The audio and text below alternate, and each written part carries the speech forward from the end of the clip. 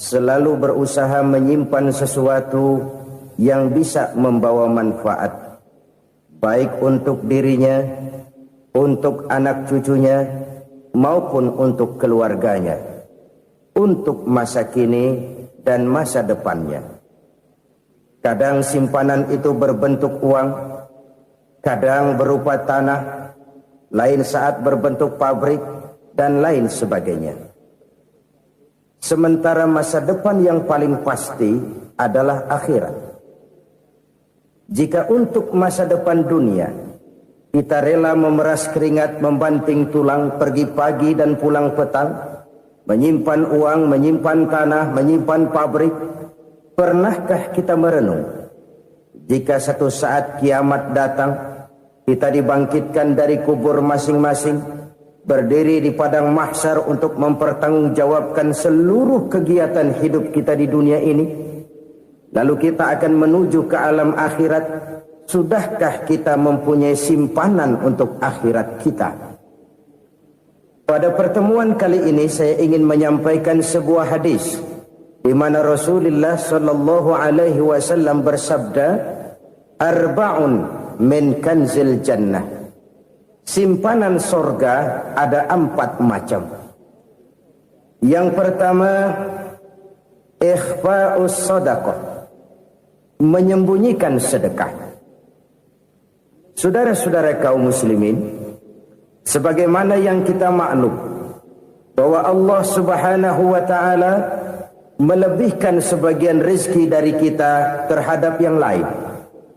Ada yang kaya, ada yang setengah kaya, ada yang miskin, ada yang setengah miskin, dan selanjutnya.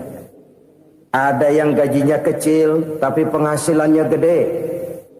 Ada yang penghasilannya gede tapi nggak punya gaji. Ada juga yang memang gajinya gede dan penghasilannya gede.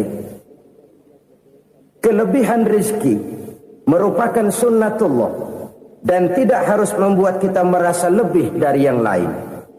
Bahkan sebaliknya, kelebihan itu harus membuat kita ringan tangan untuk menolong mereka yang memang memerlukan pertolongan. Kalau saudara diberikan ilmu, maka pertanyaan akhirat cuma satu: ilmumu kau amalkan untuk apa? Kalau saudara diberikan umur yang panjang, pengadilan akhirat juga bertanya satu: umurmu kau habiskan di mana? Tapi kalau saudara diberikan harta, pengadilan akhirat akan bertanya 2: hartamu kau dapat dari mana? Kau belanjakan kemana? Dari mananya ditanya dan kemananya juga ditanya.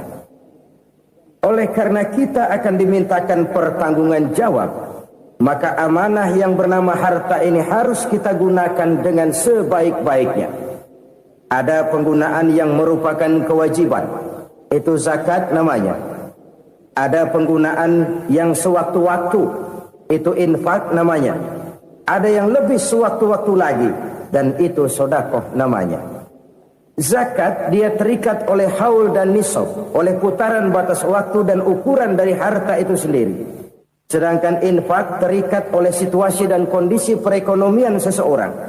Sedangkan sedekah tidak terikat dengan apapun. Dalam kondisi seperti apapun kita bisa melakukan sedekah dengan yang terkecil sekalipun. Sampai-sampai Rasulullah sallallahu alaihi wasallam mengajarkan, la tahqiranna minal ma'rufi syai'an walau an talqa akhaka biwajhin talik. Atau ada hadis, tabassumuka fi wajhi akhika laka shadaqah. Senyumanmu kepada temanmu adalah sedekah. Jadi untuk melakukan sedekah tidak harus dalam berbentuk uang. Dengan ilmu kita bisa sedekah. Dengan tenaga kita bisa bersedekah, dengan pikiran kita bisa bersedekah, bahkan senyum kepada teman itu pun sedekah. Jadi kalau sedekah dengan uang memang belum punya uang, nyengir aja banyakin. Itu asal pada tempatnya, jangan lalu ketemu tiang listrik cengengesan. Tentu tidak pada tempatnya dan tidak wajar. Nah, sedekah yang paling dicintai Allah adalah sedekah yang disembunyikan. Artinya, jauh dari sifat riya. Kan kadang-kadang ada orang sedekah itu disebutkan namanya, apa tidak bagus? Kalau memang niatnya ikhlas, ya bagus-bagus saja. Untuk memberikan sugesti kepada yang lain. Di Fulan bin Fulan nyumbang sekian, diumumkan.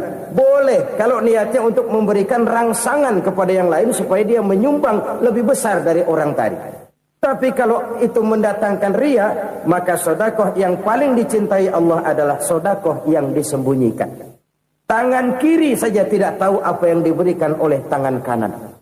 Sedekah yang dilakukan dengan ikhlas akan merupakan perbendaharaan surga, tersembunyi dari pandangan orang lain, tidak seorang pun tahu.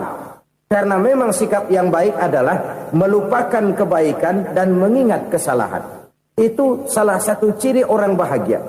Orang yang selalu mengingat kesalahannya dan berusaha melupakan segala kebaikannya.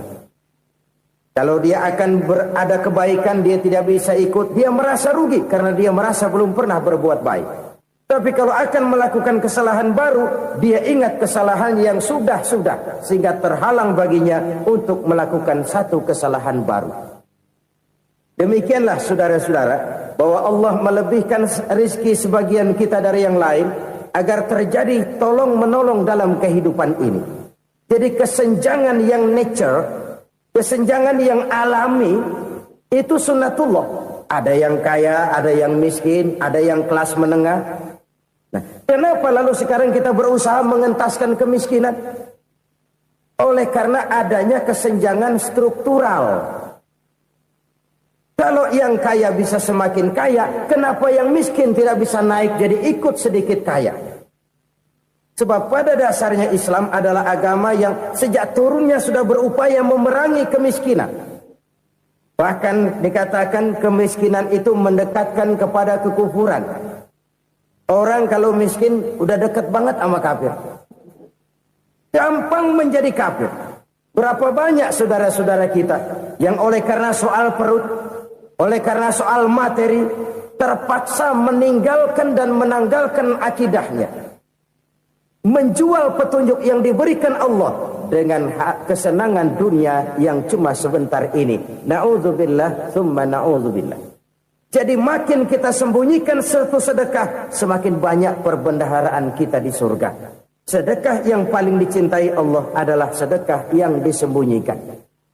Malahan ada seorang sufi, dia punya kebiasaan kalau pergi sholat Jumat dia bawa uang, itu uang dia taruh di bawah tikar masjid. Dia niat sedekah kepada siapa saja yang nemuin itu duit. Maksudnya apa? Supaya yang nemuin nggak tahu siapa yang punya duit. Demikian dia saking ingin menyembunyikan sedekahnya.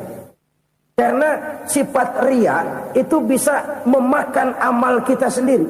Riya itu termasuk menyebut-nyebut kebaikan kita. Orang yang suka nepuk dada, sedikit-sedikit ngitungnya kalau nggak gua. Tuh kalau nggak gua tuh yang belah situ kalau nggak gua. Iya kalau nggak lu kenapa emang? Orang yang suka menepuk jasad. Tuh biasanya memang begitu saudara-saudara. Kalau perang lagi berkecamuk, orang nggak sempat ngaku jadi pahlawan. Tapi begitu perang selesai, yang kagak kenal bedil ngaku pahlawan, mas. Itu sesuatu yang biasa. Oleh karenanya, orang-orang yang ikhlas dalam bersedekah, disembunyikannya sedekah itu, Allah cinta betul. Malahan ada hadis memberikan jaminan, inna sedaqatal mar'il muslimi tazidu fil umri wa tadfa'u mitatas su'i. Sesungguhnya sedekahnya seorang mukmin tazidu fil umri, bisa menambah umur panjang. Wa tadfa'u mitatas su'i, dan menyelamatkan manusia dari mati secara su'ul khatimah. Jadi siapa yang kepengen panjang umur, banyaklah sedekah. Yang bosan hidup, pelit terus. Sedekah menambah panjang umur dan menyelamatkan manusia dari mati secara su'ul khatimah. Pak, katanya umur itu nggak bisa ditambah, nggak bisa dikurangin. Kapan? Kalau ajal sudah datang. Wa idza jaa ajaluhum la yastakhiruna sa'atan wa la yastakdimun. Kalau ajal datang tidak bisa dimajukan, tidak bisa dimundurkan. Itu kalau ajal sudah datang. Tidak bisa lagi umur ditambah dikurangi, sudah datang. Tapi kalau belum datang, itu kan haknya Allah. Mau ditambah, mau dikurangi, hak prerogatif Allah. Sebagai pencipta manusia, Allah Maha Kuasa dan Maha Mampu. Sedekah ini menambah panjang umur dan menyelamatkan manusia dari mati secara su'ul khatimah. Itu orang mati kan sama ya, kondisinya mati, nggak nafas. Tapi hakikat mati kan lain-lain. Ada yang mati itu husnul khatimah, baik akhirnya. Misalnya lagi ngaji mati, lagi sholat mati, lagi sedekah mati. Ini yang dinamakan dengan husnul khatimah, baik di akhirnya. Sebaliknya ada yang su'ul khatimah, jelek di akhirnya. Ini yang jadi catatan akhir. Lagi nyekek botol, mampus. Lagi banting kartu, modar. Su'ul khatimah, jelek pada akhirnya. Sedekah menyelamatkan manusia dari mati secara su'ul khatimah. Dan kita semua kepengen mendapat husnul khatimah, jauh dari su'ul khatimah. Oleh sebab itu yang bisa menyelamatkan kita dari penyakit itu antara lain adalah sedekah yang disembunyikan. Yang dikerjakan dengan ikhlas karena Allah. Tidak karena kepengen dipuji orang, tidak karena ingin dikatakan orang pemurah, sebab orang dermawan itu orang yang memberi tanpa harus diminta. Kalau masih harus diminta, ya belum dermawan namanya, masih harus diminta. Kalau nggak diminta ya tulus, lolos, polos. Saudara-saudara kaum muslimin rahimakumullah. Harta adalah amanat dan akan kita pertanggungjawabkan. Allah melebihkan rizki sebagian kita dari yang lain agar kita saling tolong menolong, bantu membantu. Nabi janjikan siapa yang meringankan beban saudaranya muslim di dunia, Allah akan meringankan bebannya di akhirat nanti. Sebuah jaminan dari baginda Nabi. Si orang yang kita bantu barangkali tidak bisa membalas, Allah yang akan membalas lewat jalan lain yang tidak pernah kita sangka-sangka. Ada orang tanya, Pak, ini ada orang nyumbang masjid sambil marah-marah, bagaimana? Saya bilang sumbangannya aja ambil, marahnya jangan. Marahnya jangan diambil, itu urusan dia. Saudara-saudara kaum muslimin rahimakumullah. Umat Islam ini kan umat yang punya potensi besar. Kadang kita merenung, kenapa kadang-kadang pembangunan masjid kok lambat sekali? Kalau hotel hari ini peletakan pertama, bulan depan peresmian. Supermarket hari ini peletakan batu pertama, minggu depan peresmian. Tapi kalau sudah yang namanya masjid, kadang-kadang peletakan batu pertama sekaligus jadi batu terakhir.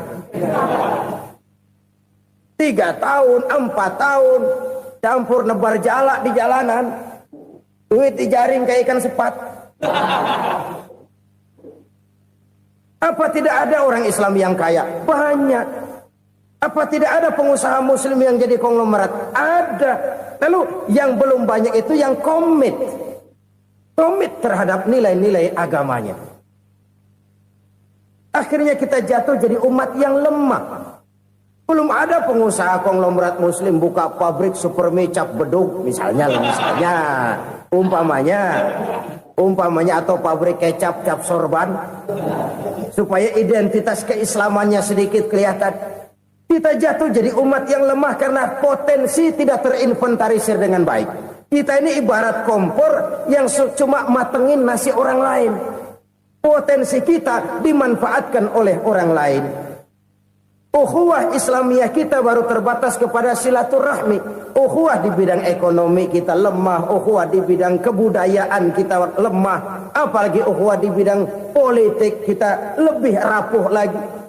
Padahal ukhuwah itu adalah totalitas kehidupan manusia, menyangkut ipolek sosbud, memerlukan nilai-nilai ukhuwah. Jadi oleh karena itu mari kita menyadari di dalam harta kita, walaupun kita yang cari, pergi pagi, pulang sore, peras keringat, banting tulang, di sana ada harta anak yatim. Di sana ada hak masjid. Di sana ada hak pesantren, di sana ada hak jihad. Berbahagialah seseorang apabila dia oleh Allah dijadikan keran. Keran itu menyimpan air, tapi tidak untuk dirinya, tapi disalurkannya kepada mereka yang memang memerlukannya. Saudara-saudara kaum muslimin rahimakumullah, ini yang pertama. Jadi perbendaharaan surga adalah menyembunyikan sedekah. Orang lain nggak tahu, kita pun nggak pernah ngitung-ngitung. Kita anggap lewat begitu saja, padahal itu deposit akhirat. Satu. Yang kedua, perbendaharaan surga itu apa? Wa kitmanul musibah, menyembunyikan kesulitan. Kadang orang takut menghadapi kesulitan. Tapi makin kita merenung, hidup ini kan sebenarnya urusan. Takut sama urusan, ya jangan hidup. Tandanya orang hidup itu kalau punya urusan. Urusan melupakan problem. Problem sering menimbulkan kesulitan. Kesulitan bukan untuk ditakuti, tapi untuk diatasi dan dicarikan jalan keluarnya. Siapa sih orangnya yang gak pernah sulit-sulit? Makin tinggi status sosialnya, makin gede urusannya. Makin tinggi kualitas imannya, makin berat tingkat kesulitannya. Cuma memang yang namanya enak itu seperti pelangi. Biang lala itu nggak pernah di atas kepala kita, di atas kepala orang melulu. Lo sih enak lo, kata kita. Dia juga bilang yang enak kan lo. Pelangi itu nggak pernah di atas kepala kita. Kata tukang beca, aduh enak ya naik Mercy. Kata tukang beca, apa yang di dalam mobil Mercy? Aduh enak bener tukang beca, di jok ngeringkuk ngorok pulas bener. Saya kamar pakai AC, sejuk, tempat tidur sutra, empuk, alga, spring bed, kulak-kulik nggak bisa pulas kalau belum minum Valium, belum tidur. Enak bener tukang beca, di jok ngorok nggak tahu wetan kulon. Si tukang beca bilang yang di Mercy enak, yang di Mercy bilang tukang beca enak. Inilah enak. Nggak pernah di atas kepala kita, di atas kepala orang lain melulu enak itu. Nah, saudara-saudara,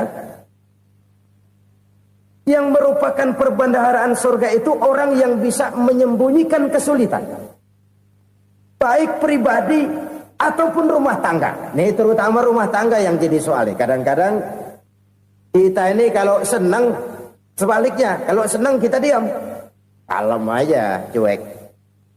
Banyak banget duit kita bawaan, diam aja udah. Malah ketemu orang takut. Tapi begitu susah, sekampung tahu. Padahal Nabi mengajarkan perbendaharaan surga itu menyembunyikan musibah, menyembunyikan kesulitan. Kalau enak, cerita sama orang-orang. Kalau nggak enak, rasain sendiri, tekan sendiri, atasin sendiri. Kita kan sebaliknya. Tenang kita diam, asal lagi susah, paling tidak kita nyari teman buat cerita kesusahan. Siapa orangnya yang nggak pernah susah? Cuma soalnya bagaimana kita mengatasi kesusahan itu sendiri. Begitu juga misalnya kalau orang sudah berumah tangga, itu orang tuanya harus menjadi tempat dia cerita yang enak-enak saja. Yang nggak enak rasain berdua, selesaikan berdua, atasin berdua. Jangan dibalik. Asal senang diam, giliran susah saja. Maknya laporan. Terbalik. Bisa menjaga security informasi. Maka nama bayam keluar diam, malah seluitan. Enak amat lo makan daging ayam. Security informasi. Saudara-saudara kaum muslimin rahimakumullah. Ujian yang terberat itu yang pernah diberikan kepada para nabi, para rasul, para aulia, para ulama. Makin tinggi keimanan, makin berat bentuk kesulitan. Ayo saya kemukakan satu contoh saja. Ada seorang nabi yang kaya, nabi kaya, namanya Nabi Ayub. Iblis kalau orang begini kan keki, ibadahnya rajin, kaya. Nih yang kayak begini susah digodain. Kalau ibadahnya rajin, miskin, kali bisa disogok. Sini imannya mantap, ibadahnya rajin, kaya, nabi lagi. Tapi namanya iblis, nggak kurang akal. Laporan, Tuhan, kenapa Les? Ya ini bahasa saya, bahasa Qurannya sih nggak gitu. Itu hambamu yang namanya Ayub, dia rajin ibadah cuma karena dikasih kaya aja. Coba kasih miskin dia, berhenti dia sembahyang. Ah, kamu bisa aja. Saya tahu Ayub itu hambaku yang ikhlas. Saya buktiin Tuhan, silahkan. Dibuktiin lah, iblis turun ke alam ini. Yang mula-mula dia lakukan, dia rusak sawah ladang Nabi Ayub. Dia binasakan binatang ternak Nabi Ayub. Sehingga dalam waktu singkat, jatuhlah Nabi Ayub dari orang paling kaya, jadi orang paling miskin. Beliau masih ibadah di mihrab dalam masjid. Datang iblis. Saudara Ayub, ya. Lagi ngapain? Ibadah. Nyembah Allah, nyembah Allah. Oh, percuma. Kenapa? Tuhan yang ente sembah nih, dia udah bikin miskin ente. Sawah ladang ente hancur lebur, binatang ternak binasa. Sekarang ente jadi orang paling miskin. Ngapain nyembah Tuhan kayak begitu? Tekor. Udah berhenti dah ibadah, berhenti ibadah. Ini iblis sama Tuhan laporannya lain, yang dikerjakan kepada Nabi Ayub juga lain. Benar begitu iblis kata Nabi Ayub? Iya, sawah ladang saya habis, buras. Binatang ternak saya binasa, binasa. Saya miskin, bangpak. Apa jawab Nabi Ayub? Bukan innalillahi, ya ini hebat. Alhamdulillahillazi a'tani wa akhza minni. Segala puji bagi Allah yang telah memberikan harta kepada saya dan sekarang mengambilnya lagi. Alhamdulillah. Allah yang ngasih, Allah yang ambil. Itu mah urusan Allah. Iblis cuman ibadah jalan terus, sujud lagi Nabi Ayub. Iblis seleher gondok banget. Dasar Nabi nggak mempan dia apa-apain.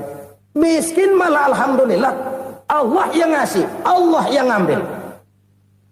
Jadi kalau kita tidak komit, kita tidak terikat kepada kaya, miskin, senang, susah, apa yang bisa bikin kita susah? Jadikan kekayaan, kemiskinan, jadikan senang, susah sebagai anak buah yang bisa kita atur. Jangan kekayaan ngatur kita, jangan kemiskinan ngatur kita. Kita yang harus mengatur mereka. Senang, susah, kaya, miskin, bahagia, sengsara, jadikan itu anak buah yang bisa kita atur. Kalau sekarang kita kaya, lain saat boleh jadi kita miskin, semiskin-miskinnya. Allah yang ngasih, Allah yang ambil. Tenaga mana yang bisa menghalangi? Ibadah jalan terus. Iblis makin gondok. Dasar Nabi loh. Akhirnya apa? Nabi Ayub dikerjain, diberikan penyakit. Demikian fatal penyakitnya. Bayangin, udah miskin sakit. Masya Allah. Miskin sakit. Sakitnya nggak lama, kira-kira 16 tahun. Istrinya 3, 2 mental minta ceraiin. Ngerawatin laki bengek begini. Senang belum tentu, susah udah pasti nih. Cerai aja, cerai dah. Cerai. Tinggal satu Siti Rahmah yang setia menemani beliau. Sesetia-setianya hati perempuan. Satu saat Siti Rahmah bilang, "Bang, iya, abang kan Nabi bang. Lalu, namanya Nabi kan doanya jarang meleset bang. Maksud kamu minta kenapa sih sama Tuhan biar abang sembuh baik dah bang?" Siti Rahmah, iya. Saya sakit berapa tahun sih dah? 16 tahun bang. Sebelum ini saya sehat berapa tahun? Ya kira-kira 60 tahun bang. Nah coba ente banding-bandingin Rahmah. Saya dikasih sehat 60 tahun. Dikasih sakit 16 tahun. Sudah nggak sabar. Mau doa kepada Allah minta sembuh. Saya malu. Malu kepada Allah. Diuji dengan yang luar biasa seperti ini. Tidak mengganggu stabilitas kehambaannya. Dia tetap menghamba kepada Allah subhanahu wa ta'ala. Saudara-saudara kaum muslimin rahimakumullah. Kunci menghadapi kesulitan itu apa? Allah jelaskan dalam satu ayat, wa basyiris sabirin alladzina iza asabathum musibah qalu inna lillahi wa inna ilaihi raji'un. Gembirakan orang-orang yang sabar Siapa mereka itu? Yang apabila mendapat musibah mereka kembali kepada keyakinan dasar, segalanya dari Allah dan segalanya akan kembali kepada Allah. Ini konsepsi dasar dari sikap muslim dalam menghadapi berbagai kesulitan. Segalanya dari Allah, segalanya akan kembali kepada Allah. Kalau ini sudah kondisi dasarnya, maka kita akan lapang menghadapi kenyataan bagaimanapun pahitnya. Apakah itu namanya miskin, apakah itu namanya sakit, bahkan maut sekalipun. Maut sekalipun. Segalanya dari Allah, segalanya akan kembali kepada Allah. Ini sikap hidup, bukan sekedar ucapan. Kita kadang-kadang menjadikannya sebagai ucapan. Mulutnya sehingga berhenti, innalillahi wa inna ilaihi rajiun, tapi nangisnya terus gerung-gerungan. Bukan itu, ini kesadaran moral. Kalau segalanya dari Allah, segalanya kembali kepada Allah, kan sebenarnya cuma nunggu giliran. Hari ini saya nyembayangin dia, entah hari apa saya disembayangin orang. Hari ini saya antar dia ke kubur, entah hari apa orang nganterin saya ke kubur. Hari ini saya tahlilkan dia, entah nanti kapan orang tahlilkan saya. Segalanya dari Allah, segalanya akan kembali juga kepada Allah. Oleh sebab itu saudara-saudara, kesulitan bukan untuk ditakuti. Kesulitan justru untuk diatasi, dicarikan jalan keluarnya. Dan tidak ada orang yang tidak pernah mendapat kesulitan. Tidak ada. Semakin tinggi status sosial, semakin tinggi kualitas keimanan, semakin besar juga tingkat kesulitan. Hanya saja bagaimana cara kita mengatasinya. Dan Al-Quran menyatakan, inna ma'al usri yusra. Di balik kesulitan itu pasti ada kemudahan. Roda itu berputar. Karena itu Rasulullah sallallahu alaihi wasallam mengingatkan kepada kita, ta'arraf ilallahi fir rakha ya'rifka fis syiddah. Ingatlah kepada Allah di waktu kamu senang, supaya Allah ingat kepada kamu di waktu kamu susah. Kalau waktu senang kita ingat kepada Allah, kita susah, Allah tidak akan meninggalkan kita. Tapi kalau waktu senang kita jauh dari Allah, sujud tidak sempat, dengan masjid jauh, ketika senang kita lupakan Allah. Nanti begitu kita susah, Allah lupakan kita. Dan itu menyakitkan. Oleh karena itu orang-orang tua kita dulu bilang, kalau lagi sehat ingat-ingat lu bakal sakit nanti. Kalau lagi kaya ingat-ingat satu saat kita bakal jatuh miskin. Bahkan kalau lagi muda ingat-ingat kita bakal tua. Dan yang terpenting kalau lagi hidup ingat-ingat kita bakal mati. Saudara-saudara kaum muslimin rahimakumullah. Jadi yang kedua yang merupakan perbendaharaan surga, menyembunyikan musibah. Saudara-saudara kaum muslimin rahimakumullah. Hal ketiga yang merupakan perbendaharaan surga adalah wasilatur rahmi. Orang yang suka bersilaturahmi. Sebagaimana yang kita maklum bahwa manusia adalah makhluk yang disebut zon politika. Makhluk sosial yang tidak mungkin hidup sendiri-sendiri. Betapa dan siapapun kita memerlukan orang lain. Bodoh betul manusia kalau tinggal di tengah masyarakat tapi tidak mau bermasyarakat. Merasa hebat sendiri, pintar sendiri, gagah sendiri, kaya sendiri. Mungkin kalau mati juga ngubur sendiri. Jangankan kita di sini, di sorga saja Nabi Adam waktu sendirian bengong melulu, ngondar mandir. Allah tegur dam sepi dam. Ya ini kalau bahasa saya. Iya Tuhan sepi ini nggak ada coret-coretan pisan ini. Diciptakan Siti Hawa baru anteng Nabi Adam. Itu di surga. Cobalah. Umpamanya saudara tinggal di Jakarta nih. Kayak bener. Apaan aja di Jakarta punya saudara dah. Jembatan Semanggi ambil. Monas buntel bawa pulang. Hotel-hotel ambil semua. Cuman tinggal di Jakarta sendirian, apa enaknya? Betapa dan siapapun kita perlu orang lain.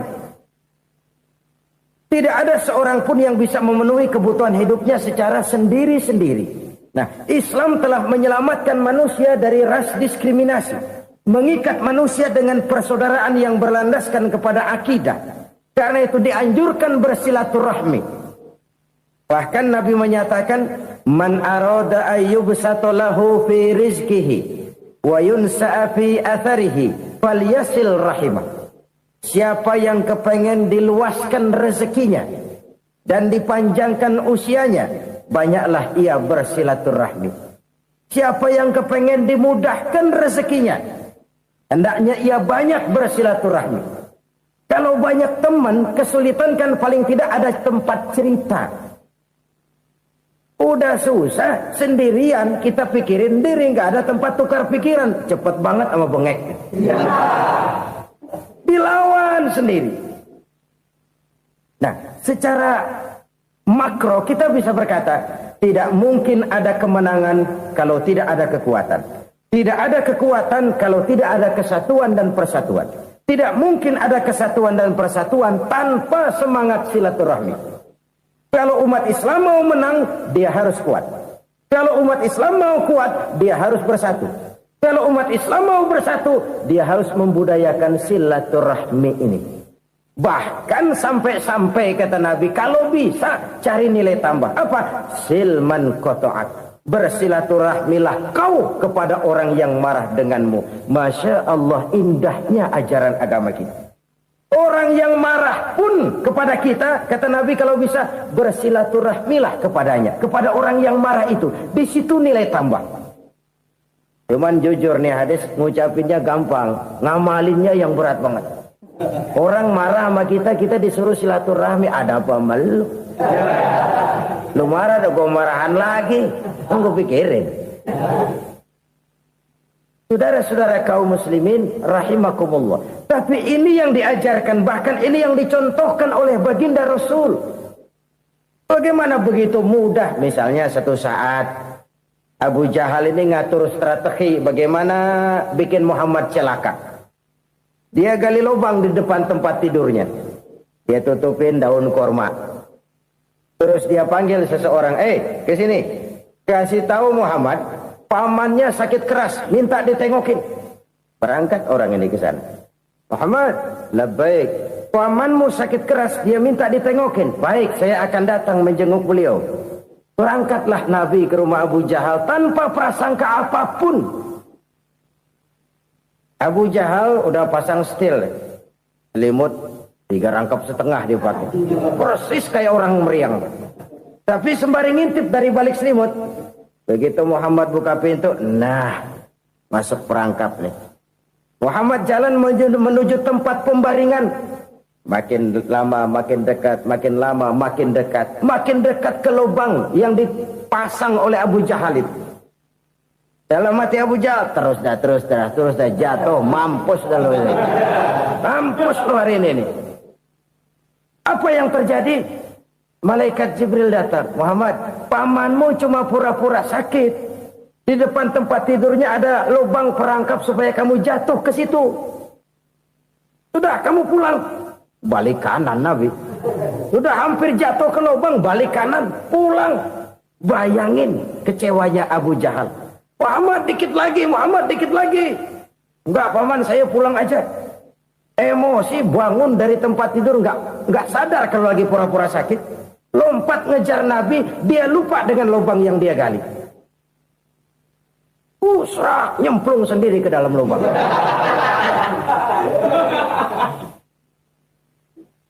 Nabi terus berlalu. Ini terjadi keanehan. Jatuh ke lubang yang dia gali itu sebenarnya nggak terlalu dalam ya, antara 3-4 meteran lah. Tolong saya jatuh ke lubang ini. Datanglah pelayan-pelayannya itu. Angkat saya dari sini. Oh, yang ngulurin tambang. Satu gulung, belum juga nyampe itu tambah. Kurang, beli lagi ke warung. Sambung, ulur lagi, nggak juga bisa sampai. Wah, ini kerjaan Muhammad ini. Tolong, siapa salah seorang kamu ke rumah Muhammad, kasih tahu encangnya kecebur. Minta ditolongin. Sampaikan kepada Rasul. Kenapa?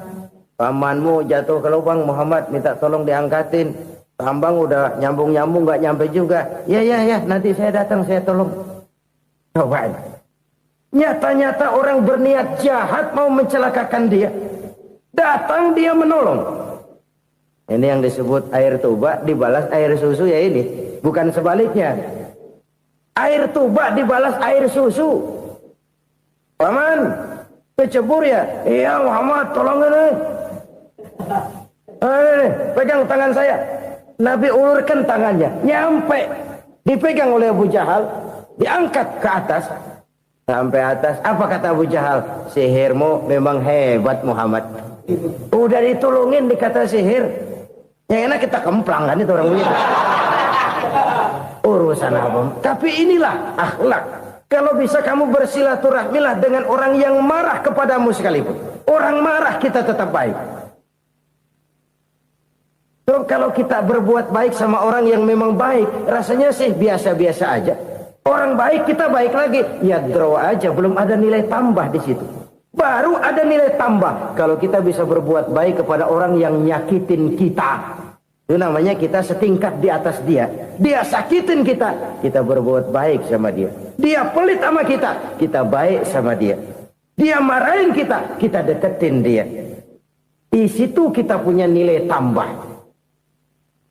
Jadi siapa yang ingin diluaskan rezekinya kata Nabi dan dipanjangkan umurnya, hendaklah ia banyak-banyak bersilaturahmi. Sederhana sebenarnya silaturahmi, tapi silaturahmi membangkitkan semangat kesatuan dan persatuan. Kesatuan dan persatuan melahirkan kekuatan. Dalam matematika 1 ditambah 1 pasti 2. Tapi di tengah masyarakat 1 orang takut ditambah 1 orang takut, hasilnya jadi 2 orang setengah berani. Kenapa setengah berani? Karena udah berdua. Tadi pan takut sendirian. Kalau dia kumpul turu-turu takutlah jadi berani. Kita yang lemah, kita yang tidak berdaya, kita yang miskin, kalau mau kompak bersatu, apa yang nggak bisa kita kerjain? Apalagi tinggal di kota besar, pilihan cuma 2. Bertahan atau minggir. Bertahan atau minggir. Untuk bisa bertahan harus mampu bersaing. Untuk mampu bersaing harus punya keahlian. Keahlian harus ditunjang dengan pendidikan. Ditambah oleh kekompakan sebagai umat. Udah miskin mencar mulu, orang injak kita. Orang nggak pandang urusan apa yang malu. Oleh karena itu silaturahmi pada hakikatnya merupakan roh dari ukhuwah yang diajarkan oleh agama kita. Bagaimana Islam menyelamatkan masyarakat manusia dari ras diskriminasi, mengikat manusia, dan tidak ada persaudaraan yang lebih indah selain persaudaraan yang diikat dengan nilai-nilai akidah. Sepanjang orang di jalan Allah, itulah saudara kita. Keluar dia dari jalan Allah, selesailah persaudaraan sampai di situ. Karena itu, kalau ingin menyimpan sesuatu di surga, banyaklah bersilaturahmi. Datang ke rumah ini, datang ke rumah itu, dan lain sebagainya. Itu simpanan kita di akhirat nanti. Ini yang ketiga. Saudara-saudara, yang keempat, perbendaharaan surga itu apa? Wa qawlu la hawla wa la quwwata illa billah. Ucapan la hawla wa la quwwata illa billah. Ibadah kan ada yang berat, modalnya besar. Bangun masjid berat, modalnya besar. Bangun rumah sakit berat, modalnya besar. Ada ibadah yang berat, tapi modalnya ringan. Misalnya puasa. Puasa itu berat, mengendalikan nafsu. Kalau sekedar nggak makan nggak minum sih enteng, mengendalikan nafsu. Itu jihad terbesar. Tapi kan modalnya ringan, cuma niat saja. Ini ibadah berat, modalnya ringan. Ada ibadah yang ringan, modalnya juga enteng. Seperti termasuk ucapan la haula wa la quwwata illa billah. Tanpa sadar, la haula wa la quwwata illa billah. Nyelengin tuh di surga. Nyelengin, kita nggak terasa. Nyelengin simpenan akhirat. La haula wa la quwwata illa billah. Nyimpen lagi. Kaget, la haula wa la quwata illa billah, nyimpan lagi, banyak simpanan. Walaupun sebenarnya yang dimaksud di sini adalah kesadaran batin bahwa tidak ada daya dan kekuatan kecuali Allah. Itu intinya. Kita memulai pekerjaan disunahkan baca bismillah, kan begitu. Apa itu? Kesadaran moral. Bahwa ini saya bisa kerjakan. Saya kerjakan ini dengan menyebut nama Allah. Kenapa? Kalau Allah tidak memberikan daya dan kekuatan, mana mampu saya kerjakan ini. Maka saya kerjakan ini dengan menyebut nama Allah. Bismillah. Kesadaran moral. Manusia hanya wajib berusaha, tapi nggak pernah wajib berhasil. Banyak hal-hal yang kalau kita renungkan secara rasio nggak mungkin. Tapi jadi kenyataan. La haula wa la quwata illa billah. Tidak ada daya dan kekuatan kecuali bagi Allah semata-mata. Kesadaran moral akan kelemahan dan keterbatasan makhluk bernama manusia. Kadang kita kagum dengan otak, tapi kita sering lupa sama yang bikin otak. Padahal bagaimanapun hebatnya otak, yang bikin otak pasti lebih hebat dari otak. Nggak percaya, silahkan otak-otakan. Inilah kecenderungan. Kita kagum dengan pesawat-pesawat mutakhir, bukan main besi gede banget terbang itu. Alangkah hebatnya. Lalu apa yang bikin otak tidak lebih hebat dari itu semua? Kita puji laut. Apa yang bikin laut tidak lebih hebat dari laut itu? La haula wa la quwata illa billah. Tidak ada daya dan kekuatan kecuali Allah. Apa yang bisa kita lakukan? Kalau tidak karena daya dan kemampuan yang diberikan oleh Allah kepada kita. Lahirlah sikap tawadu, rendah hati. Tidak melonjak menjadi angkuh dan sombong. Sadar akan kelemahan dan keterbatasan diri. Sebagai makhluk yang diciptakan oleh Allah subhanahu wa ta'ala. Jadi satu sisi ini ucapan yang berpahala. La haula. Jadi wiridan. Pada sisi lain ini kesadaran moral. Sikap mental, kesadaran batin, bahwa yang punya daya dan kekuatan itu cuma Allah. Kita nggak pantas untuk sombong, sebab sombong itu pakaiannya Allah. Kita nggak sedang pakai pakaian Allah, kegedean. Dan makin kita renungi, makin terbentur. Apa sih yang bisa kita sombongin? Kita mau sombong apa? Kayak pintar, itu kan semua relatif. Di atas langit masih ada langit lagi. Jadi oleh karenanya, marilah kita menyadari. Manusia hanya wajib berusaha, tapi tidak pernah wajib berhasil. Yang berusaha saja tidak wajib berhasil, apalagi yang tidak berusaha. Islam bukan agama orang pemalas yang selesai sholat lalu endelohom, nggelenggem ayem-ayem. Tapi Islam bukan agama orang sombong yang setelah berusaha lalu tidak memerlukan Allah. Kita bisa saja bikin proyeksi, tahun sekian kita bakal panen besar menurut perhitungan otak. Tapi ada kejadian lain. Apa? Tikus ngambek. Habis itu dimakanin tikus, panen gagal. Proyeksi rasional gagal oleh tikus-tikus yang ngambek itu. Bisa saja terjadi. Tahun depan kita panen besar. Urung. Kenapa? Musim panas panjang. Dan sekarang ini koran-koran bikin berita musim mengalami penyelewengan. Bukan cuma manusia yang nyeleweng sekarang. Musim pakai nyeleweng. Mestinya kan musim hujan udah selesai. Masih hujan-hujan juga. Musim. Nah sekarang kita boleh bikin proyeksi, kita bakal panen besar. Tahu-tahu musim panas panjang, sawah retak, air kering. Cari teknokrat yang paling botak, suruh pendekin tuh musim panas. La haula wa la quwata illa billah. Inilah kesadaran moral. Saudara, saya teringat satu saat ada seorang konglomerat.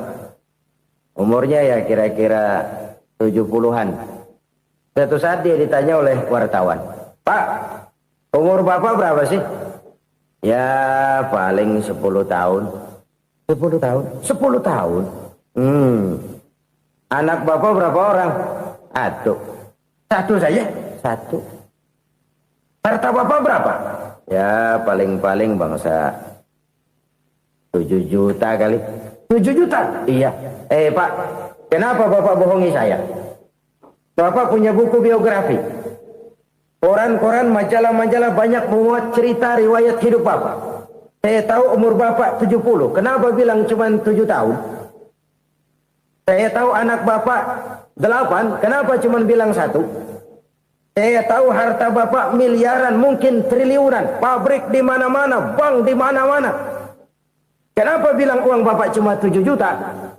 Nah, kata si konglomerat tadi, kamu benar nak, kamu benar. Umur saya kalau jumlahnya memang 70 nak. Cuman ingat-ingat saya, baru 7 tahun terakhir ini saya sujud. Baru 7 tahun terakhir ini saya berusaha dekat dengan Allah. Saya laksanakan perintahnya, saya jauhi larangannya.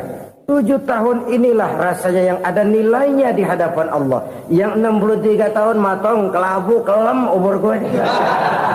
Habis untuk maksiat, untuk munkarat. Maka ketika ditanya tadi, umur saya 7 tahun itu. Oh begitu Pak. Oh iya. Lalu anak Pak. Anak bapak kan 8. Kenapa bilang cuma 1? Nah, kalau jumlah hitungannya memang anak saya 8. Tapi dari 8 orang ini rasanya cuma 1 nih. Yang bakal jadi buah hati, belahan jantung. Pelanjut cerita, penerus sejarah. Bakal jadi anak soleh yang akan mendoakan saya. Cuma 1 rasanya anak saya ini yang bakal jadi buah hati saya. Besar-besaran saya. Yang akan mendoakan di kubur saya. Yang akan mendoakan di akhirat saya. Yang 7 orang mana, Masya Allah, yang atu tenggeng, yang atu nyekek botol mulu, yang atu nggak karu-karuan. Makanya saya bilang 1 anak saya yang akan bisa mendoakan saya. Oh begitu Pak. Iya. Nah harta Pak, harta Bapak kan triliunan, pabrik Bapak di mana-mana, uang Bapak hampir di tiap bank-bank besar. Kenapa bilang cuma 7 juta? Betul kau nak.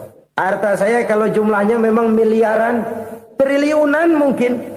Tapi yang saya ingat baru 7 juta tuh yang saya belanjakan di jalan Allah. Saya nyumbang masjid, saya santuni yatim piatu, saya bantu pembangunan pesantren, saya bantu pembangunan rumah sakit Islam. Itu yang akan saya bawa pulang ke akhirat, yang 7 juta itu. Yang triliunan itu nanti akan diperebutkan oleh anak-anak saya sebagai waris saya. Jadi harta saya 7 juta itu yang bakal nemenin saya di akhirat. Yang akan saya bawa pulang jadi teman saya. Saudara-saudara kaum muslimin, jangan-jangan orang tua itu adalah kita-kita ini. Jangan-jangan kita-kita ini adalah orang tua itu. Jangan-jangan itu potret dari diri kita masing-masing. Dari sekian umur yang diberikan Allah, berapa tahun yang ada nilainya di hadapan Allah? Dari sekian anak-anak yang merupakan amanah, berapa yang akan mendoakan kita sebagai orang tuanya menjadi anak soleh? Dari sekian banyak harta yang diberikan Allah, berapa yang akan kita bawa pulang menghadapnya nanti, yang kita belanjakan di jalan Allah? Ini sebuah potret kehidupan. Karena itu kita kembali kepada la haula wa la quwwata illa billah. Kita wajib berusaha, kita wajib berikhtiar. Selebihnya, segala daya dan kekuatan hanya milik Allah saja semata-mata. Satu kesadaran batin dari setiap pribadi muslim. Setelah ia berusaha dan berikhtiar, ia menyerahkannya kepada Allah Subhanahu wa ta'ala. Jadi, satu sisi ini merupakan wiridan ucapan yang mengandung pahala. Pada sisi lain, ini merupakan sikap batin dari seorang muslim di dalam ia menghadapi realitas kehidupan ini. Saudara-saudara kaum muslimin, rahimakumullah. Kalau ini kita jadikan satu basis kehidupan, maka ini akan menyelamatkan manusia dari kemungkinan tergelincir menjadi orang yang lupa diri dan lupa darat. Sebab itu Imamul Ghazali berpesan, jadidis safinah fa innal bahra amiq wa khuziz zad fa inna safara ba'id wa khaffifil hamla fa innal hamla sadid. Perbarui selalu kapalmu karena lautan sangat dalam. Bawa bekal yang banyak karena perjalanan ini sangat jauh. Ringankan beban karena kebanyakan beban akan menyakitkan. Alangkah indah kalimat ini, alangkah dalam makna yang terkandung di sana. Perbarui selalu kapalmu karena lautan sangat dalam. Apa artinya ini? Jaga mentalmu baik-baik. Pelihara imanmu baik-baik karena hidup penuh cobaan seperti lautan. Kita kalau berlayar di lautan kan kadang-kadang tenang, angin bertiup sepoi-sepoi basah. Jika malam datang bintang gemintang bertabur menghias cakrawala. Rembulan memantulkan sinarnya dengan indah. Dalam keadaan begitu berlayar enak. Tapi lain saat ombak menggunung, halilintar menyambar, angin topan bertiup. Berapa banyak sudah saudara-saudara kita yang tenggelam di lautan dunia tanpa sadar bahwa dia belum sampai kepada pantai yang akan dituju. Berapa banyak sudah saudara-saudara kita yang tenggelam di lautan dunia ini tanpa sempat bangkit lagi. Dia menyangka sudah sampai kepada tujuannya. Hati-hati kapal jangan sampai bocor karena lautan sangat dalam. Iman ini jaga baik-baik karena hidup penuh dengan ujian. Wa khuzizat fa inna safara ba'id. Bawa bekal yang banyak karena perjalanan sangat jauh. Saudara mau ke Bandung, bawa duit. Saudara mau ke Surabaya, banyakan lagi duitnya. Saudara mau ke Mekah, gepokan, iketan tuh duit nggak lembaran lagi. Makin jauh perjalanan, makin banyak bekal yang harus kita bawa. Kalau saudara dari Jakarta mau ke Surabaya, kagak bawa duit berangkat juga, itu sih bukan berani namanya, nekat. Sampai Surabaya belum tentu, sengsara di jalan udah pasti. Kenapa? Nggak bawa bekal berangkat. Sama juga kita nih, misalnya belum sempat sembahyang, mati. Waduh, berani banget orang. Belum punya bekal, mati. Sengsara di jalan. Atau bekal tidak cukup. Dari Jakarta saudara mau ke Surabaya, bawa duit 500 perak. Paling jauh Cikampek nyampenya itu. Paling jauh itu. Antara jauhnya perjalanan dengan bekal yang saudara bawa tidak seimbang. Hidup ini perjalanan panjang. A walking tour. Dimulai dari alam arwah. Sebelum jasad diciptakan, roh diciptakan lebih dulu. Dari situ pindah ke alam rahim. Dari alam rahim pindah ke alam dunia. Dari alam dunia pindah ke alam barzah. Baru menuju akhirat. Satu perjalanan panjang. Kalau bekal tidak bawa, sengsara di jalan. Bawa bekal yang banyak karena perjalanan ini sangat jauh. Wa khaffifil hamla, ringankan beban karena beban itu cuma akan menyulitkan. Kalau bekal itu sih keperluan, tapi beban nggak kita perluin, cuma ngeberat-ngeberatin. Apa ini beban? Dosa, kecurangan, kebatilan, kezoliman, ketidakadilan, kesewenang-wenangan. Itu akan jadi beban kita di akhirat. Alangkah celakanya, perjalanan panjang, bekal tidak bawa, beban kelewat banyak, alamat sengsara di jalan. Pahala tidak ada, dosa berlipat ganda. Na'udzubillah, summa na'udzubillah. Kalau kita rangkum nasihat Al-Ghazali dengan kisah si konglomerat tadi, kita akan mengambil kesimpulan. Pertama, bekal terbaik dalam menghadapi gejolak kehidupan ini tidak lain adalah iman. Yang kedua, pahala dan dosa. Dua hal kontroversial. Pahala adalah bekal, dosa adalah beban. Tapi kita sekarang kan tidak begitu terangsang kepada yang abstrak. Orang berlomba mencari yang konkret-konkret saja. Yang real. Kalau memang dosa, benjol dong. Kira-kira begitu. Kira-kira begitu. Persis orang Yahudi dulu. Orang Yahudi itu kan pernah minta kepada Nabi Musa. Ya Musa, lan nu'mina laka hatta narallaha jahrah. Musa, kami nggak bakal mau beriman kepada Allah kalau belum kami lihat Allah ada nongkrong di depan kami. Kalau memang Tuhan ada, taruh dong di depan kami. Mau yang konkret-konkret saja. Kalau memang dosa, benjol dong. Kalau memang pahala, berasa dong. Orang terangsang kepada yang real, yang konkret-konkret saja. Karena itu, untuk mengejar dosa, orang mau bayar. Tapi untuk mengejar pahala, walaupun tidak bayar, orang segan. Ini yang dikatakan oleh Nabi, kamu mengharapkan ke surga, tapi kamu berat melaksanakan sesuatu yang bisa membawa kamu ke surga. Kamu ingin jauh dari neraka, tapi tiap saat kamu lakukan perbuatan-perbuatan yang justru menjerumuskan kamu ke neraka. Idda'aitum an-najata minan nar wa ramaitum fiha anfusakum. Kamu ingin selamat dari neraka, tapi kamu lemparkan diri kamu ke neraka. Kamu ingin masuk surga, tapi berat sekali kamu melakukan perbuatan-perbuatan yang bisa menyampaikan kamu di surga. Saudara-saudara kaum muslimin rahimakumullah. Jadi hal keempat yang merupakan perbendaharaan surga adalah la haula wa la quwata illa billah. Satu sisi ini merupakan ucapan yang memperberat timbangan akhirat. Pada sisi lain ini merupakan sikap hidup seorang muslim. Kesadaran batin yang sangat dalam bahwa tidak ada daya dan kekuatan kecuali Allah.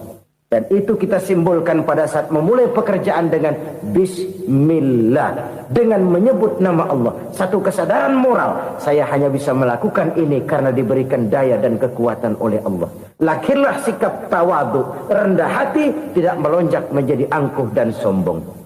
Saudara-saudara, sampai sini dulu jumpa kita kali ini. Semoga 4 perbendaharaan surga ini dapat kita lakukan, yang kelak akan merupakan bekal kita di kemudian hari nanti. Amin ya rabbal alamin. Bapak-bapak, ibu-ibu, saudara-saudara kaum muslimin rahimakumullah. Di dalam kehidupan kita sebagai seorang muslim, minimal 5 kali dalam sehari semalam kita mendengar seruan untuk mendirikan solat yang disebut azan. Ada kalimat menarik di dalam kalimat azan itu, yakni seruan hayya 'alal falah, marilah menuju kepada keberuntungan, marilah meraih kemenangan. Seruan ini adalah kecenderungan dari setiap manusia, apapun warna kulitnya. Artinya, setiap orang dalam hidup selalu ingin meraih dan mencari kemenangan. Kemenangan akan melahirkan kepuasan batin, dan kepuasan batin memberikan kebahagiaan. Sedangkan kekalahan melahirkan penderitaan batin, dan penderitaan batin menjerumuskan seseorang di dalam berbagai bentuk kerugian. Jikalau inilah seruan azan, maka masalahnya ialah apa yang menyebabkan kita meraih kemenangan. Al-Quranul Karim memberikan tuntunan dan ajaran kepada kita bahwa orang-orang yang memperoleh kemenangan itu tidak lain adalah orang-orang yang bertakwa. Hanyalah mereka yang bertakwa kepada Allah Subhanahu wa ta'ala pada akhirnya akan tampil sebagai pemenang. Lalu siapa orang yang bertakwa itu? Dijelaskan dalam awal-awal Al-Baqarah, orang yang bertakwa yang akan meraih kemenangan. Pertama, allazina yu'minuna bil ghaib, yaitu orang-orang yang beriman kepada yang gaib. Percaya bahwa ada alam yang gaib, alam yang abstrak, alam yang tidak bisa dijangkau oleh salah satu daripada panca indera kita. Mereka percaya dan beriman kepada adanya malaikat, beriman kepada adanya iblis dan jin, beriman kepada adanya alam kubur, beriman kepada adanya alam mahsyar, beriman kepada adanya alam akhirat, beriman kepada adanya surga dan neraka. Beriman bukan cuma sekedar beriman dalam ucapan bibir saja, tetapi beriman yang nilai iman itu mampu mewarnai gerak dan gaya hidupnya. Iman yang meresap sampai ke tulang sumsum, kemudian memberikan dampak positif di dalam kehidupan manusia. Alam, kita tahu, adalah sesuatu yang selain Allah, dan Allah bukanlah alam. Apapun namanya selain daripada Allah, itu adalah alam. Alam pada hakikatnya terbagi menjadi 2. Ada alam syahadah, alam nyata, alam konkret, alam yang bisa dijangkau oleh salah satu indera kita. Kemudian ada alam ghaib, alam yang tidak bisa dijangkau oleh panca indera kita, alam metafisika, alam abstrak, alam yang wajib kita imani keberadaannya. Kita percaya bahwa malaikat itu ada, Kita percaya kepada jin, bahwa jin itu ada. Kita percaya kepada adanya iblis dan setan. Bukan percaya kepada iblis dan setannya, percaya bahwa iblis dan setan itu ada. Itu termasuk salah satu daripada sifat orang yang bertakwa kepada Allah. Saudara-saudara kaum muslimin rahimakumullah, kecenderungan pembangunan yang lebih bersifat materialistis biasanya menggeser aspek kehidupan rohani. Orang berpikir empiri, dan dalam pola pikir yang demikian maka alam gaib tidak lagi mendapat perhatian. Aspek kehidupan yang bersifat rohaniah malah mulai ditinggalkan. Akibatnya terjadilah kepincangan di dalam kehidupan kita. Pernah ada satu pengalaman pribadi dalam perjalanan kembali ke tanah air. Dalam pesawat di sebelah kanan saya duduklah seorang Jerman namanya Heiner Simonsen. Iseng saya ajak kenalan, saya ajak ngobrol, saya tanya dia. Saya bilang, Mas Heiner ini, kalau pesawat yang kita tumpangi ini jatuh ke bawah, kira-kira apa yang bakal terjadi, Mas? Dia bilang, kita semua akan mati. Begitu? Iya. Oke. Apa itu mati? Tanya saya. Dia bilang, untuk tahu apa itu mati, kita harus tahu lebih dahulu apa itu hidup. Saya pikir nih bule bisa ngomong juga.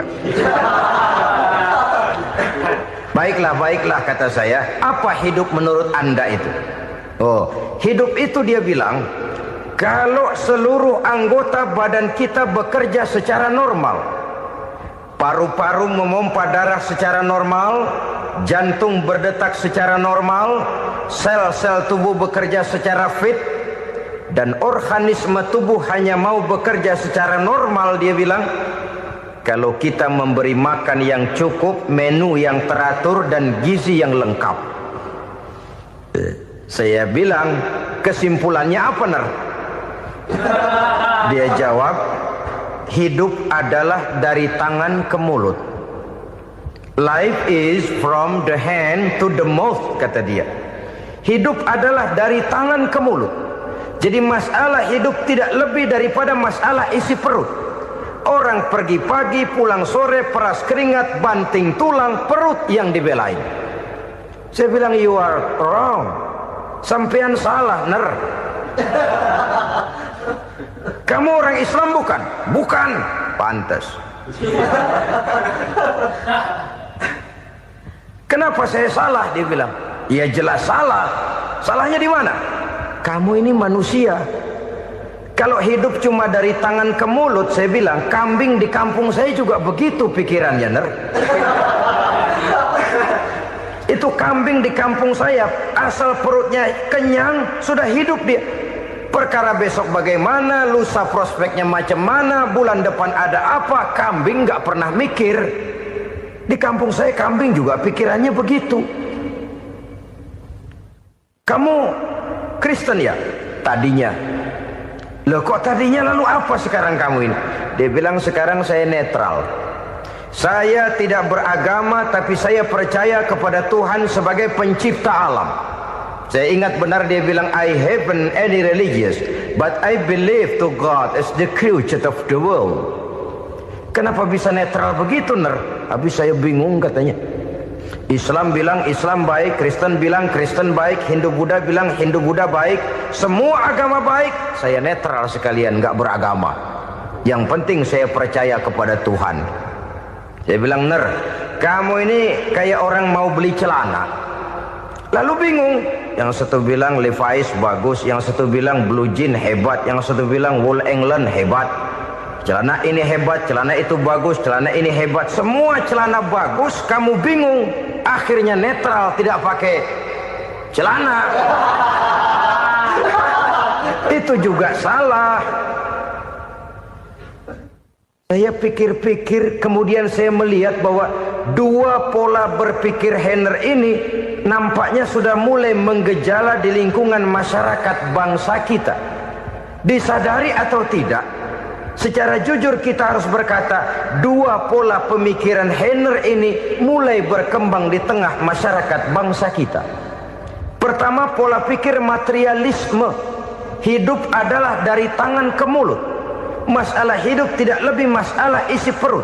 Itu yang perlu dibela, dan disitulah arti kehidupan. Pergi pagi, pulang sore, peras keringat, banting tulang untuk mempertahankan perut. Kalau sudah kemari cara orang berpikir, maka buat apa percaya kepada yang gaib? Untuk apa sholat? Untuk apa puasa? Untuk apa zakat? Untuk apa menghadiri majelis taklim? Tanpa kepercayaan kepada yang gaib, hidup berjalan menurut alur empiris dan materialis. Kalau sudah ke sana cara orang berpikir, biasanya orang lalu cenderung menghalalkan segala cara. Hanyalah orang yang percaya bahwa akhirat ada. Hanyalah orang yang percaya bahwa alam kubur itu ada. Hanyalah orang yang percaya bahwa malaikat itu ada, hidupnya akan lebih terarah dan terkendali. Karena kepercayaan kepada yang gaib, yang merupakan fase daripada kehidupan setelah hidup yang sekarang ini, mewarnai gerak pribadi seseorang di dalam dia melakukan kegiatan hidupnya. Pola berpikir materialisme, disadari atau tidak, mulai menggejala di lingkungan masyarakat bangsa kita. Hidup tidak lebih dari urusan tangan ke mulut, mulut ke tangan, tangan ke mulut. Asal perut sudah kenyang, hiduplah sudah. Perkara bagaimana prospek hari yang akan datang, bagaimana akhirat tidak jadi persoalan.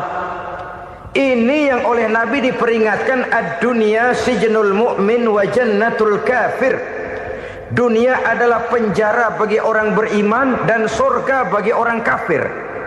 Dulu di zaman Belanda hadis ini pernah disalah tafsirkan, disalah artikan, digunakan sebagai senjata untuk mengkebiri dan membuat impoten umat Islam.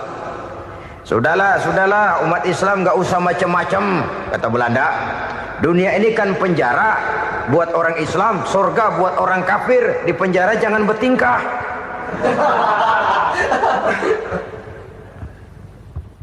Pengertiannya tidak begitu.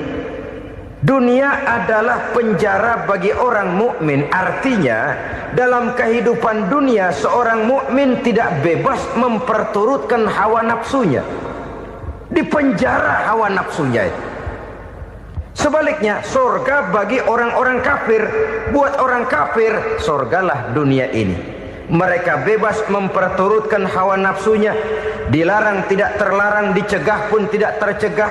Mereka hidup menurut alur bisikan nafsu mereka sendiri. Kemudian bila ajal datang, maut merenggut nyawa, selesailah surganya sampai di situ. Maka bagi orang-orang yang tidak percaya kepada adanya akhirat, kepada adanya alam gaib, surganya sebatas umurnya. Sekali lagi, surganya sebatas umurnya. Bila umur selesai, ajal pun datang merenggut nyawa, selesailah sudah surganya sampai di situ. Alangkah pendeknya perjalanan orang-orang yang tidak percaya kepada alam gaib ini. Bagi kita mukmin, jikalau kita mampu memenjarakan hawa nafsu, kita bisa bahagia di dunia ini. Dan Islam memang tidak menyuruh kita sengsara di dunia. Raih dunia, kejar dunia, gapai dunia sebagai alat untuk mencapai kebahagiaan di akhirat nanti. Hidup adalah satu perjalanan panjang yang terbentang sejak kita terlahir dari alam rahim sampai kepada alam akhirat nanti. Andai kata kita gagal meraih kebahagiaan di dunia, toh kita masih punya akhirat. Tapi jangan jadi dalil yang melemahkan semangat. Biarin dah kita di dunia kebelangsak, yang penting akhirat. Akhirnya dunia benar-benar kebelangsak. Bagaimana dunia ini bisa kita raih, dan bagaimana meraih dunia untuk menunjang kepentingan akhirat nanti. Yang kedua, dari pikiran Heiner yang saya lihat menggejala di lingkungan masyarakat bangsa kita, timbulnya manusia-manusia netral. Seolah-olah Tuhan yes, agama no. Sama Tuhan percaya, agama ogah.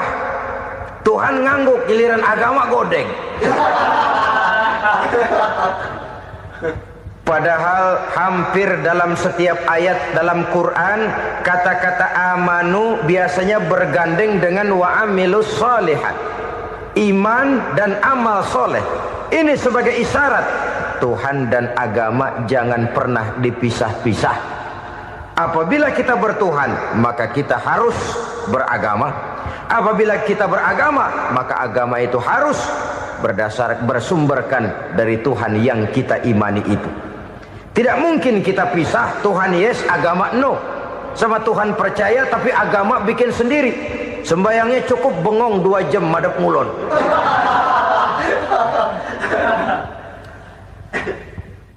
Saudara-saudara kaum muslimin rahimakumullah. Jadi dengan demikian, agama yang kita akui merupakan unsur mutlak di dalam pembangunan sekarang ini, merupakan bagian dari kehidupan yang menuntun kita bahwa di balik alam nyata ini, di balik alam syahadah ini ada alam gaib. Dan mudabbir, murabbi, yang mengatur, yang menguasai, yang memelihara baik dia alam nyata, baik dia alam gaib, tidak lain adalah Allah Subhanahu wa ta'ala. Di sana ada satu super power, satu maha kekuatan yang kita perlu bersandar kepadanya.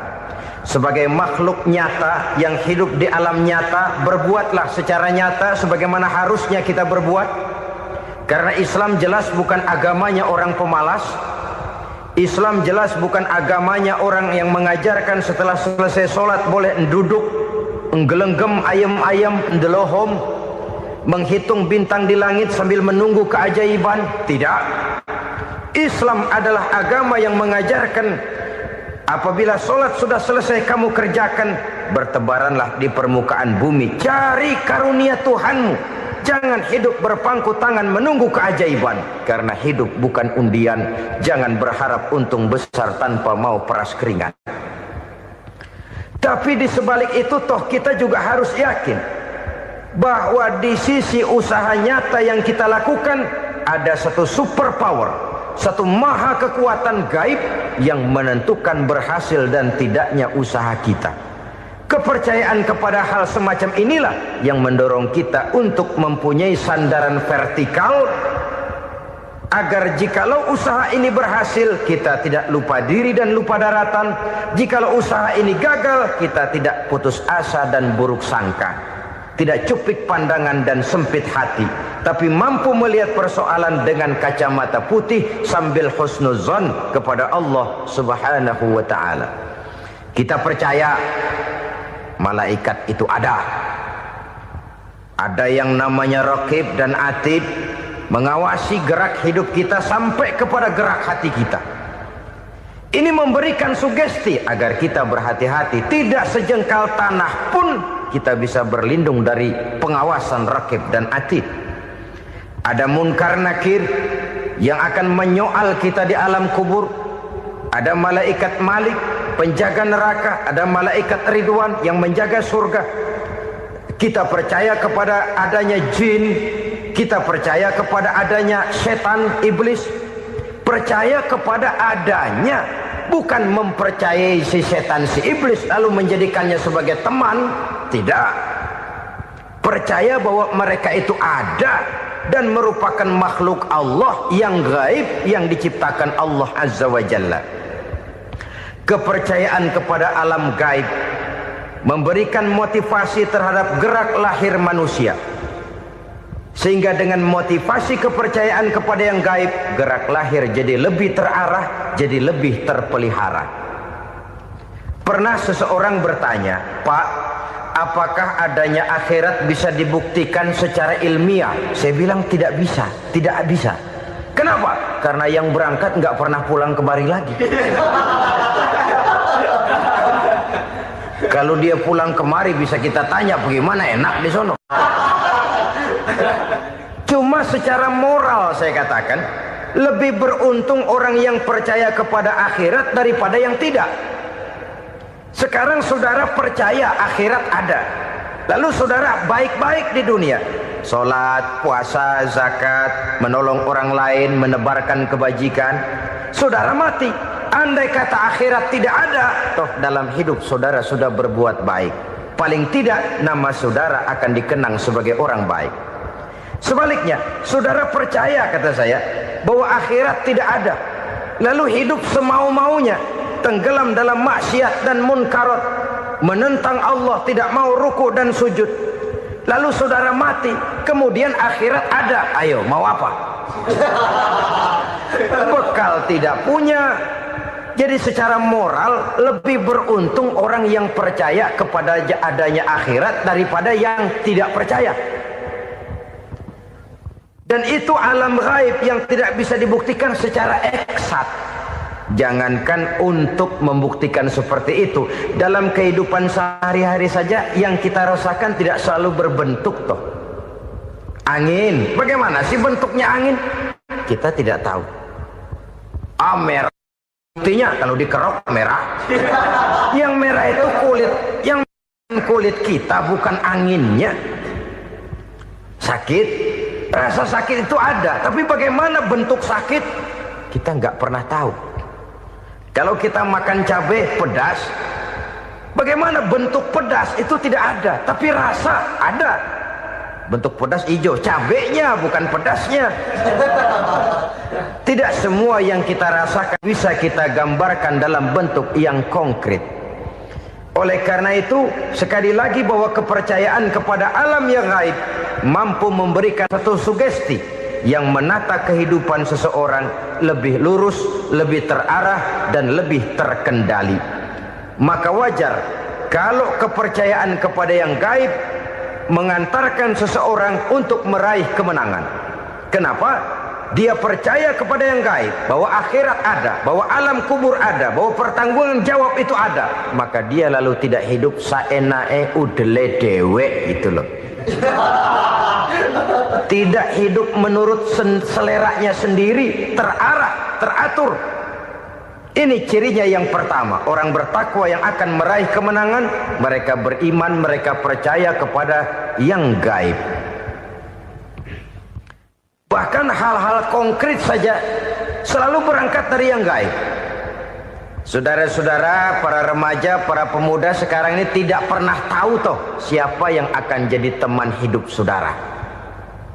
Kita bisa saja ngerancang, mentargetkan, tapi toh akhirnya yang namanya jodoh bukan kekuasaan kita. Rezeki di luar kemampuan kita. Begitu juga ajal.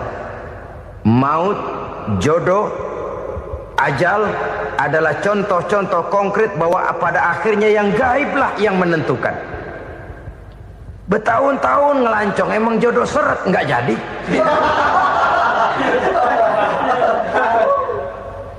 Begitu kenal baru setengah malam nginep ditangkap hansip kan.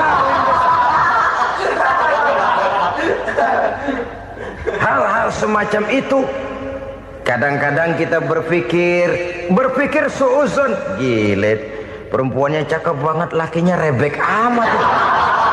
Memang begitulah jodohnya. Memang begitulah jodohnya. Saudara hadirin ma'asyiral muslimin yang saya hormati, jadi hal-hal yang konkret saja kita yakini sepenuhnya ditentukan oleh satu superpower yang gaib itu tadi. Dari sanalah segala ketentuan itu berangkat dan kesanalah segalanya akan kembali. Maka kepercayaan kepada yang gaib meluruskan gerak hidup seseorang dan itu akan mengantarkan dia kepada meraih kemenangan. Satu. Yang kedua, wa yuqimuna shalah. Orang bertakwa yang akan meraih kemenangan itu adalah orang-orang yang mendirikan sholat. Kenapa sholat mengantarkan orang untuk meraih kemenangan? Yang jelas, inna sholata tanha anil fahsya'i wal munkar. Sholat mampu mencegah manusia dari perbuatan keji dan munkar. Banyak filsafat hidup yang terkandung di dalam sholat ini. Sejak kita wudhu sampai kita menghadap ke arah kiblat, sampai kita melakukan gerak-gerak sholat, bacaan-bacaan yang ada di dalam sholat, lalu sampai kepada mengucapkan salam. Banyak filsafat hidup yang terkandung di dalam sholat. Umpamanya saja, setelah takbiratul ihram mulai kita dengan sholat dalam posisi berdiri, diajarkan dalam kitab-kitab fikih agar kita melihat ke arah tempat sujud. Ini kan filsafat kehidupan. Kalau kamu sholat dalam posisi berdiri, lihat tempat sujud. Jangan sholat mata jelalatan, sebab nanti bisa mengurangi kekhusyuan. Jadi wajar kalau yang dikatakan bahwa yang paling afdol adalah shaf yang di depan. Kenapa? Secara harfiah pengertiannya akan lebih mengundang kekhusyuan. Kenapa? Kalau kita di shaf paling depan di masjid umpamanya paling banter kita lihat tembok. Tapi kalau kita shaf di tengah atau di belakang, orang-orang di depan kita pun akan kelihatan. Yang bajunya loreng, yang bajunya genggang, yang bajunya macam-macam. Kita lihat, kadang-kadang kita pikirin, ada yang bajunya bolong. Kita sholat tapi dalam hati, nih orang bajunya robek yang nggak tahu apa. Ada saja hal-hal yang mengusik kekhusyuan kita. Oleh sebab itu diajarkan dalam posisi berdiri, lihat, arahkan pandangan matamu kepada tempat sujud. Ini kan filsafat kehidupan. Maksudnya apa? Kalau lagi diri lihat dong tempat sujud. Kalau udah di atas ingat dong sama yang bawah. Kalau sudah tinggi ingat dong dari mana kamu berangkat. Kalau sudah berkuasa bantu dong yang lemah. Kalau sudah kaya santuni dong yang miskin. Kalau sudah alim bimbing dong yang awam. Ini filsafat kehidupan. Dalam posisi berdiri kau lihat tempat sujud. Ini akan melahirkan kepekaan sosial di mana seseorang mau tahu kepada orang lainnya. Bagaimanapun kaya kita, tinggi pangkat dan jabatan kita, jikalau hidup hanya untuk kepentingan perut sendiri saja, rasanya belum membawa manfaat di dalam kehidupan kita. Tapi efek yang tertinggi sesungguhnya, sholat mencegah manusia dari perbuatan keji dan munkar. Perbuatan keji dan munkar walaupun kelihatannya mendatangkan uang, membawa keuntungan, tapi itu keuntungan semu, keuntungan sementara. Dengan menipu orang lain kita bisa dapat untung, tapi tidak membawa berkah. Dan itu adalah kerugian besar dalam kehidupan kita. Maka untuk meraih kemenangan harus dimulai dengan membentuk kepribadian yang tegar, memiliki sandaran vertikal yang langsung kepada Allah Subhanahu wa ta'ala. Dan itu hanya bisa kita tempuh melalui jalur ibadah formal yang sudah ditentukan Allah, yakni sholat yang 5 waktu.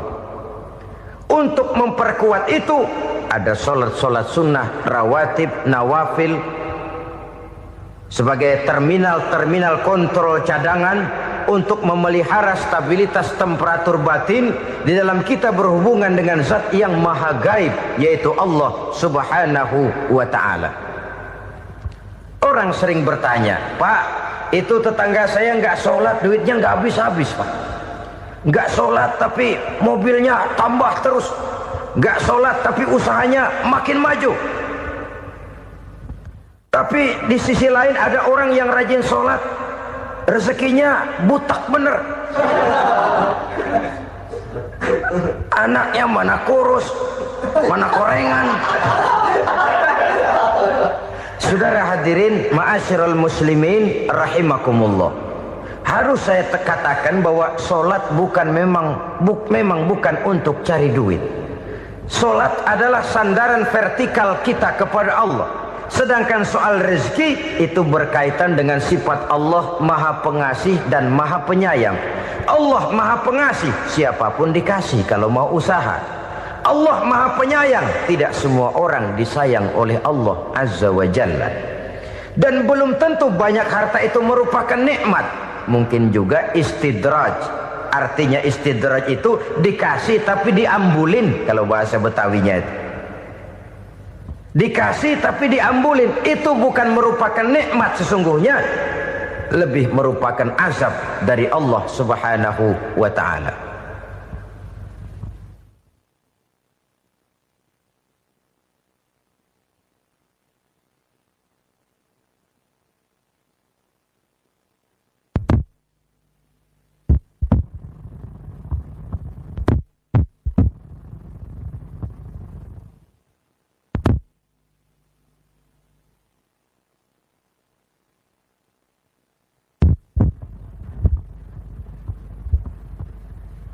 Agama mempunyai sistem sholat, dan kita umat Islam telah dituntun oleh Allah Subhanahu wa ta'ala yang wajibnya 5 kali dalam sehari semalam mendirikan solat, dan itu tentu berada dalam jangkauan kemampuan manusia.